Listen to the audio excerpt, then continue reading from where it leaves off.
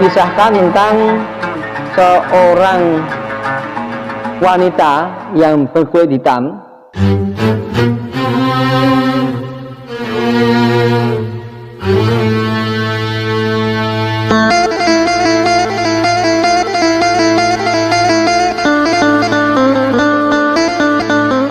Bismillahirrahmanirrahim. Assalamualaikum warahmatullahi wabarakatuh. Alhamdulillahilladzi anzala bil kitaba wa lam yaj'al lahu iwaja. Asyhadu an la ilaha illallah wahdahu la syarikalah wa asyhadu anna Muhammadan abduhu wa rasuluh la nabiyya ba'dah. Allahumma sholli wa sallim wa barik ala Muhammad wa ala alihi wa ashabihi ajmain. Amma ba'du, fa ya ibadallah, fattaqullaha mastata'tum wasma'u ansitu wa ati'u la'alakum turhamun. Ikhwan fillah, asyhadu wa asyhadakumullah. Alhamdulillah, ucap syukur kita panjatkan kehadirat Allah SWT yang telah melimpahkan kenikmatan yang paling besar kepada kita yang berupa iman dan Islam. Shalawat dan salam semoga terlimpah dan tercurahkan kepada junjungan kita Nabi besar Muhammad Sallallahu Alaihi Wasallam, juga kepada ahli keluarga, para sahabat, serta para pengikut yang setia menapaki jalan hidup beliau sampai yang akhir nanti. Kemudian mari kita lanjutkan untuk pembacaan dan pembahasan dari kitab Riyadhus Shalihin. Untuk malam hari ini kita sampai di hadis yang ke-260.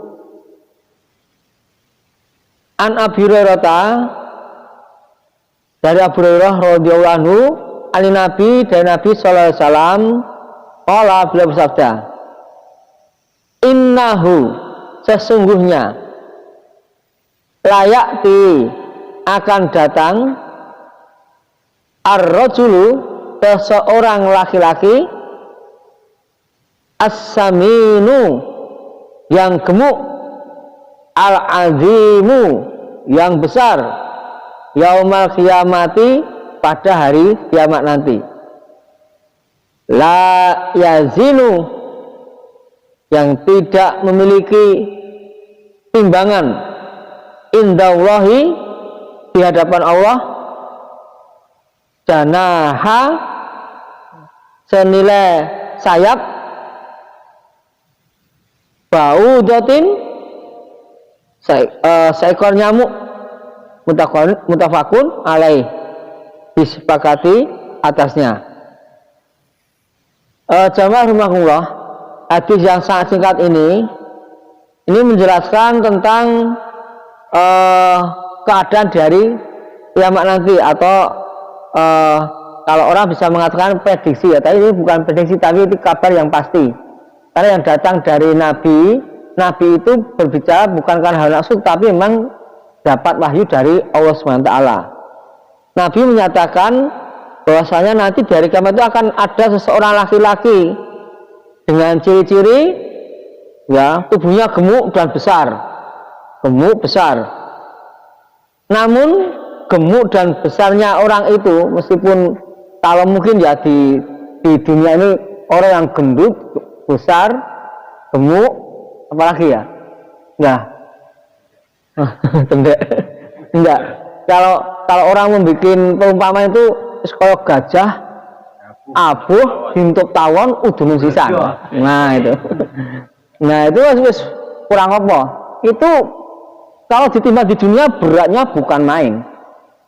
Berat dagingnya, berat badannya saja, tetapi di hadapan Allah, orang itu ternyata tidak punya nilai sedikit pun, ya. Bahkan jika dibandingkan dengan sayap, ya, sayap nyamuk, ya, sayap nyamuk itu kecil banget, ya. Dibandingkan dengan seekor nyamuk saja itu ternyata tidak ada apa-apanya di hadapan Allah. Nah, ayo Nas, kalau kita lihat dari sini, tentunya semua orang yang maaf ya, semua orang yang gendut, yang berat, tubuhnya besar, tubuhnya tinggi, bukan itu. Tetapi mestinya di balik kisah ini tentu ada apa gitu loh. Jadi tidak semua orang yang wah, nah itu maksud gendut-gendut kayak wah, yang hari kiamat itu berarti nilainya tidak tidak ada apa-apa di hadapan Allah. Ya. Jadi bukan terus digebyah-uyah. Kemudian kita lihat, masjid kayak atas gendut kayak kayak. Nah, tidak boleh kemudian nanti nyandai diri, tidak boleh. Nanti orang yang mendengar tersinggung. Yang jelas di sini adalah diumpamakan seperti ini memang tentunya orang yang dikabarkan datang dari kamar dalam keadaan tidak ada berat timbangannya itu karena memang dia di dunia ini tidak ada amalan-amalannya gitu loh. Meskipun mungkin kalau dilihat ya, orang yang gendut, orang yang besar itu biasanya konotasinya itu dengan hidupnya makmur, serba kecukupan, orang yang kaya itu dikonotasikan dengan hal seperti itu. Nah, karena kaitannya dengan hadis-hadis yang sebelumnya kan dijelaskan ya, kebanyakan dari penghuni surga itu orang yang miskin-miskin, orang yang lemah kan itu. Sementara untuk penghuni neraka kebanyakan dari orang-orang yang kaya, orang-orang yang angkuh, sombong, mempunyai derajat di dunia ini sebagai derajat sosial yang tinggi, tetapi di hadapan Allah itu tidak ada apa-apanya. Nah, kalau kita kaitkan lagi dengan hadis yang lain, itu ada satu hadis yang menyatakan tentang asiman. Asiman itu apa? Orang yang gendut, yang gemuk. Ya. Asiman itu tanda-tanda di hari nanti, mendekati suatu hari kiamat nanti akan ada orang yang dinamakan dengan asiman. Karena apa? Dia itu suka bersumpah padahal tidak dimintai sumpahnya. Ya, suka berkata-kata bohong. Kemudian orang ini tanda-tandanya perutnya buncit.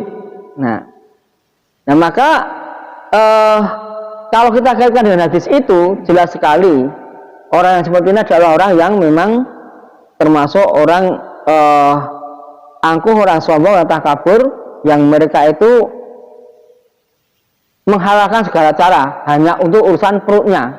Ya, perutnya gede, ya buncit itu bagaimana?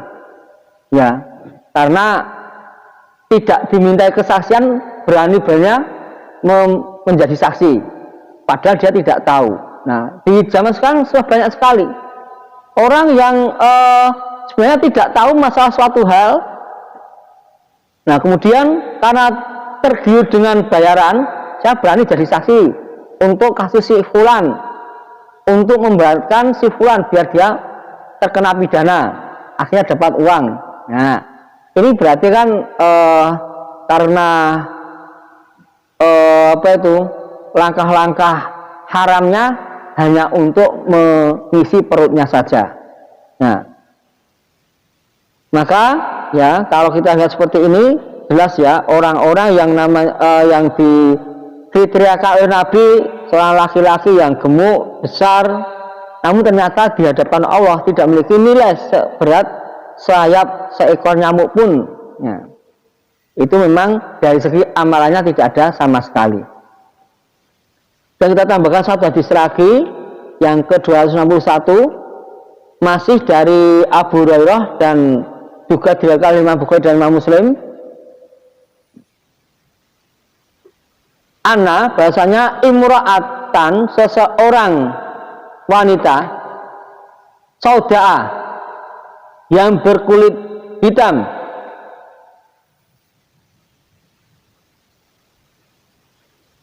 kanat keadaannya Nah, takumu yaitu menegakkan al-masjidah, masjid. Nah, menegakkan masjid itu artinya dia yang selalu menjaga masjid. Au syaban atau pemuda. Fafaqadaha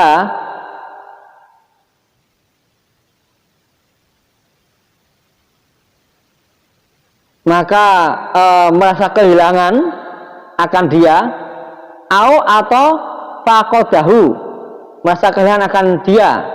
Siapa itu? Rasulullah Shallallahu Alaihi Wasallam, anha darinya, atau anhu darinya. Nah, ini mengapa kok ada kata-kata di tanda kurung ini ya? Tadi imro'atan au syaban, kemudian faqadaha au faqadahu. Ini si rawi ini ragu-ragu. Apakah itu tadi imro'atan, seorang perempuan, atau seorang pemuda itu? Kalau memang perempuan mestinya kembali pada faqadaha, haknya difathahkan ini ya. Tapi kalau laki-laki otomatis au faqadahu itu. Nah ini karena di rawinya ada yang syak atau ragu-ragu, entah yang diceritakan ini perempuan atau laki-laki itu. Ya, kisahnya apa? Nabi kemudian merasa kehilangan akan dia. Faqalu, maka orang-orang itu berkata, mata, dia telah mati. Qala, bersabda Nabi, afala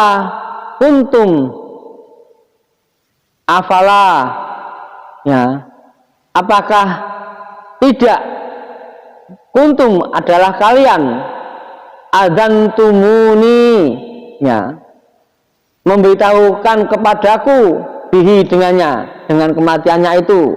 Nah, qala bersabda, qala ini adalah yang berkata rawi ini.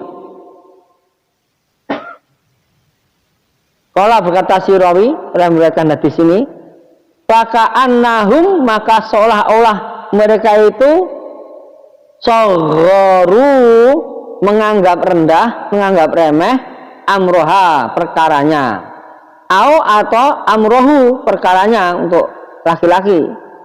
Faqala, maka bersabda Nabi, dulluni, tunjukkanlah kepadaku ala qabrihi, atas kuburnya.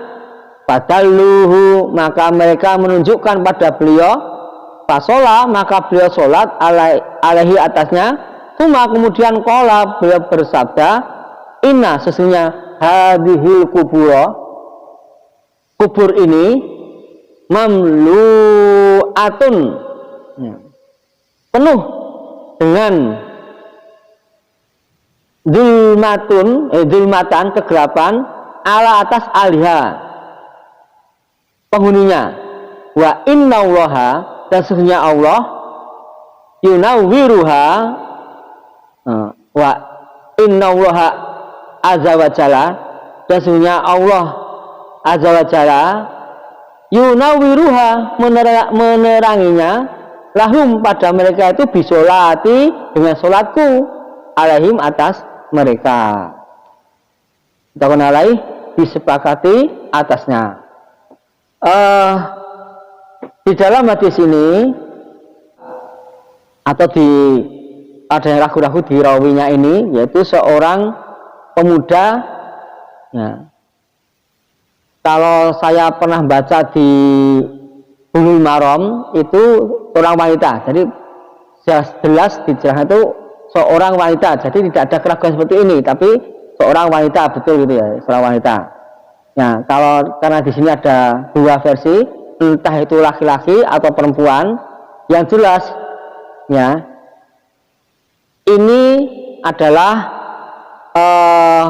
seorang yang berkulit hitam, yang mempunyai profesi ya setiap harinya hanya sebagai tukang sapu masjid, nyapu masjid toh itu, cuma ya setiap hari deket-deket masjid nyapu-nyapu itu ya.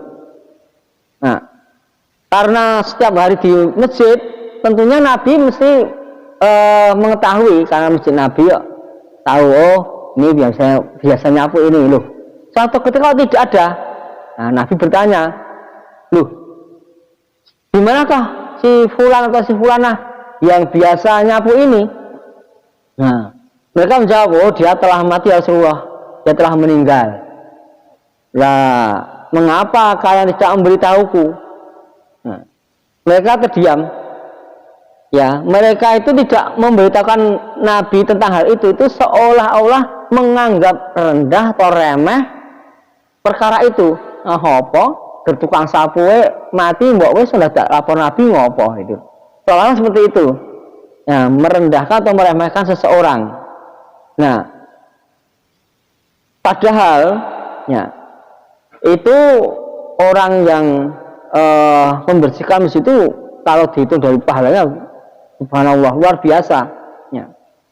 Pahalanya luar biasa. Orang yang suka membersihkan masjid karena tujuannya supaya masjid untuk ibadah itu nyaman, sehingga dia mendapatkan pahala yang banyak. Nah, maka karena sudah terlanjur dikubur, nah kemudian Nabi meminta kepada sahabatnya untuk menunjukkan di mana letak kuburnya. Nah, setelah mereka menunjukkan, ternyata apa itu? Beliau sampai dikubur orang itu, kemudian mengadakan sholat jenazah, ya, mensolati si jenazah tadi karena sudah tidak ada, jenazah sudah dikubur, otomatis namanya sholat ghaib. Jamaah rahimakumullah. Nah, setelah mengadakan sholat ghaib, kemudian Nabi itu memberikan pengarahan sebentar. Ya, sesungguhnya kuburan-kuburan ini, ya, tidak hanya kuburan si orang tadi loh ya, karena beliau mengatakan kuburan-kuburan ini jadi secara umum semua kuburan itu ya. Kuburan-kuburan ini ya dipenuhi dengan kegelapan bagi penghuninya. Jadi penghuninya merasa gelap. Dan sesungguhnya Allah itu menyinarinya untuk mereka berkat sholatku untuk mereka. Lah, dengan sholatnya Nabi Muhammad SAW atas jenazah itu bisa menjadikan kubur itu bersinar, ya, tidak gelap lagi. Dari kisah ini dapat kita ambil pelajarannya. Yang pertama, jangan sampai kita meremehkan profesi seseorang atau keadaan seseorang. Meskipun keadaannya seorang itu hanya tukang sapu atau mungkin hanya penjaga masjid, marbot atau tukang ngepel masjid, itu mungkin di mata orang itu sepele atau tidak ada apa-apanya. Tapi di hadapan Allah itu dia mempunyai kedudukan yang mulia. Ya. Sampai Nabi saja keroyo-royo minta supaya ditunjukkan kuburnya. Untuk apa? Untuk mensolatkan jenazahnya. Nah. Dan yang kedua, supaya kubur-kubur atau kuburan dari orang-orang Muslim itu ya bisa bersinar, tidak gelap. Nah, penghuninya bisa nyaman di sana, di dalam kubur sana. Maka disunahkan pada kita untuk mensolatkan jenazah itu. Ya. Mensolatkan jenazah ini, ya, selain isinya adalah untuk apa? Untuk supaya jenazah itu diampuni dosa-dosanya, nah, juga supaya kubur dari jenazah itu bisa tersinari dengan sholat-sholat kita itu. Ayo Nas, saya kira untuk malam hari ini cukup gratis dulu karena waktu ya, supaya kita tidak terlalu malam. Sudah jam 10 kurang 19 menit ya. Saya tutup dulu. Mudah-mudahan dengan bacaan dari hadis-hadis tadi dan jadikan tambahnya pengetahuan kita dan keimanan kita, dan mudah-mudahan kita diberi kekuatan untuk menjalankan semua perintah Allah dan menjauhi larangannya, hingga akhirnya pada penutup usia kita nanti dalam keadaan husnul khotimah. Amin amin. Aku qouli hadza wa astaghfirullahi wa lakum. Wassalamualaikum warahmatullahi wabarakatuh.